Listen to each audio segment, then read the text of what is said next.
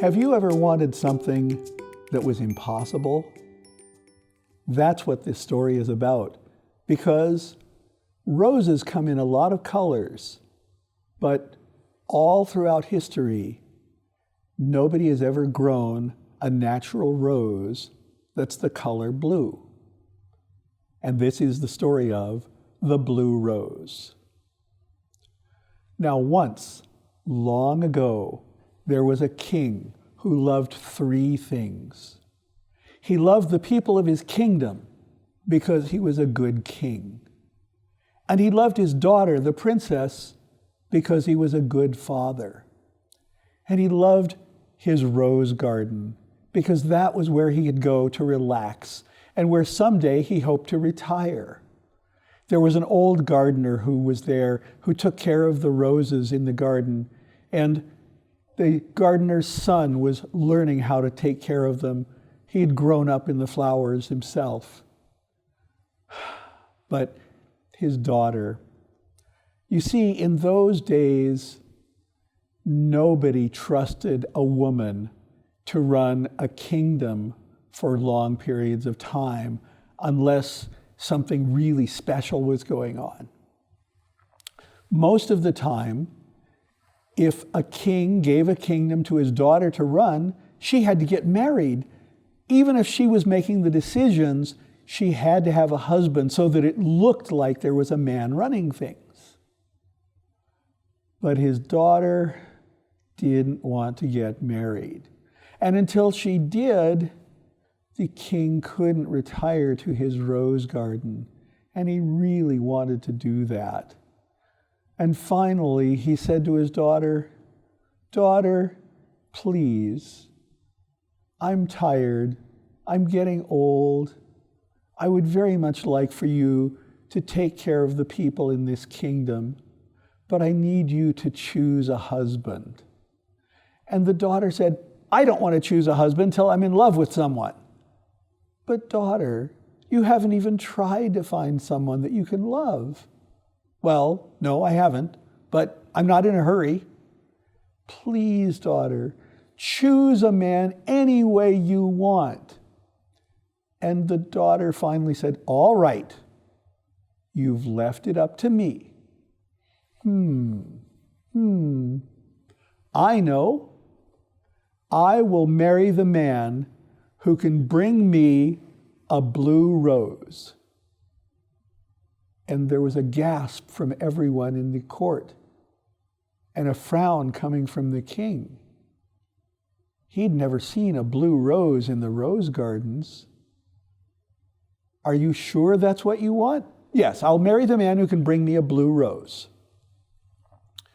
Word went out all through the kingdom, and people began to come up with ways to answer what the princess asked for, because nobody had a blue rose growing in their gardens. Well, the first one who came in was a famous poet, and he had written a poem comparing all the good points about the princess to a blue rose. And by the time he finished reading the poem, the king had almost fallen asleep because it was a long, long, long poem. But luckily, the princess was there to say, "That is a very lovely poem about a blue rose, but it is not a blue rose, so I'm going to have to turn you down." Well, the poet went away very sad. And the king said, "I know. Let's move this out to the area in front of the gardens. That way I can stay awake in case the next presentation is as boring." And so they moved everyone out to the gardens in front of them. And there were butterflies all around. Now, this was the only thing about the gardens that the princess really liked, because the butterflies would fly around her, and she really liked watching them move and flutter their wings and flap, and sometimes they would even land on her shoulder. Well, the next person to come up with something to present had a painting. And it was a beautiful painting showing an enormous blue rose sitting in a vase as if it had been put there and the vase was sitting on a table, and the whole thing was presented in a beautiful painting of a room surrounding all of this. Well, this was the most beautiful painting that anyone had ever seen of a rose of any color. And the princess was trying to come up with a good excuse to turn this one down when a butterfly provided her with her excuse. A butterfly saw the blue rose and tried to land on it to sip the nectar from the center of the flower, and it landed on the painting, and it tried to land on a petal. But there was no petal, just a painting of it, and began to slide down the painting. And the princess immediately realized what she could do, and she said, "That butterfly has provided an explanation for why I must turn you down. For you see, this was a painting of a rose good enough to fool a butterfly at first. But even a butterfly cannot land on a petal that isn't there. This is a wondrous painting of a blue rose, but it is not a blue rose." Well, the painter went away, and the painter was very saddened by this. In fact, no one had another blue rose that day, but a couple of days later, someone else came. And this was one of the finest sculptors in the land. And he had created out of blue jade a sculpture of a blue rose. And the jade was cut so thin that it was almost no thicker than the petals of a rose. And it was so beautiful and so blue that he opened the box and presented it, and everyone gasped and looked. And there the princess was stunned at how beautiful this blue rose was. How could she turn this down? And there, again, a butterfly helped her, because a butterfly saw the sculpture of the rose and flew down to try and sip nectar from it. And there, when its feet touched the rose that was in fact made of jade, made of hard, cold stone, no matter how beautiful, no matter how thin, it was still hard, cold stone. And the butterfly flinched back from the rose. And the princess said, you see, this was a sculpture good enough to fool a butterfly into attempting to land on it. But instead of the soft texture of a rose petal, the butterfly found cold and hard stone. This is a wonderful sculpture of a blue rose, but it is not a blue rose. The sculptor went away very sad. The next competitor took a couple of days. The richest merchant in the whole land had thought of a way around the princess's objections. He had made out of the finest silk that his ships had brought to the land, blue silk. He had his craftspeople create a blue rose out of silk. And then, for a scent, he had had the finest oil made from roses, oil that normally was put into perfumes, dropped into the center where everything had been crafted perfectly so that it even smelled like a rose. Now this time, everyone was waiting to see the next blue rose. And this time, when the box was opened, there it was, soft and smooth silk petals. They could smell the smell of a rose coming from this, and even the princess was stunned. The king looked and thought this might be it. But as the princess hesitated, a butterfly fluttered down, and there it landed on the petals of this silk rose. It walked across the petals of this silk rose and walked up to the center of the rose where it might sip the nectar from it.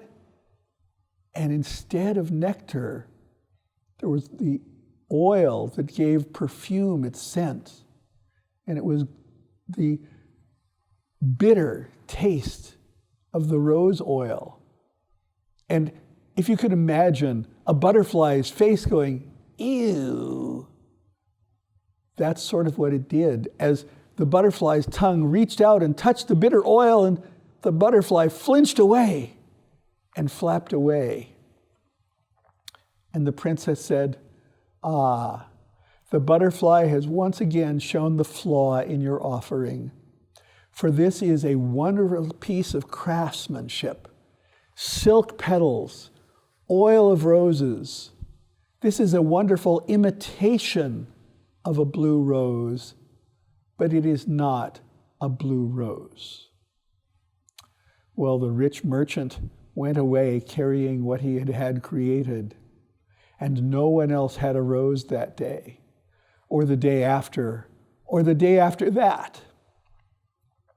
But in a few days, there was a new competitor. And this time, it was the son of the gardener.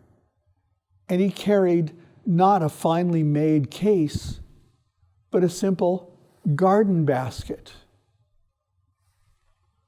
Well, the king and the princess were curious, and everyone else wanted to see what was happening. And he said, "I have something only for the eyes of the princess, for only she will see what is in this basket. You see, I understand roses, and I hope I understand your father's wishes, and I very much hope to understand you, princess. Your father loves the people of this kingdom, and he wants to entrust them into your care. But to have that, you need to have a husband that you can love and who could love you. He also loves the roses of the garden. And so I brought something to you that perhaps will be a blue rose." And he brought her the little basket, and he opened it for her to see. This is as blue a rose as any in the entire world. And your father's love for the kingdom does not exceed the love that I feel that I will grow to have for you and that you will have for me. And he showed her the rose, and she looked, and she got a puzzled look on her face, and then she thought for a moment and said, "You can close the basket now." And he did. And she turned and said, "I have been presented with a blue rose, the bluest in the entire world. And so it is that I will marry this young man, a commoner, a gardener's son, and we will rule this kingdom with the wisdom learned from my father, and perhaps the wisdom that comes from a rose garden." And so it was that she went off, and she and the gardener's son had a long conversation as the king began to get things ready for a royal wedding. But before the end of the day, he had to go and ask. And he asked the royal gardener, "Where did your son grow a blue rose?" And the gardener said, "A blue rose? There's no such thing as a blue rose. Let's look in the garden and see." And they looked around, and the only place they could find where a rose had been cut from one of the rose bushes was the most magnificent bush of fine white roses. And the king thought about what the gardener's son had said and about what the princess had said. And he thought to himself, this is as blue a rose as any in the entire world. And if she'll accept him, this is all I want. And so it was that no one ever looked in the basket to see just how blue that rose was. But the princess and the gardener's son, and the now retired king, and the old gardener all lived happily ever after. And that is the story of the blue rose.